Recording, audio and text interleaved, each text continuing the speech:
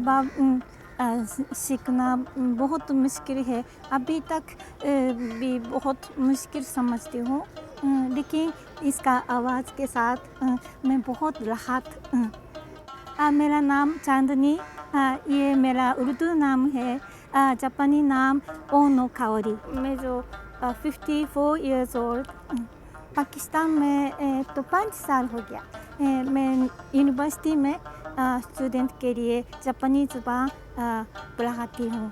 मेरा उर्दू है रास्ते में सीखा क्लास में नहीं, इसलिए कभी कभी गलत ज़ुबान बोलती हूँ।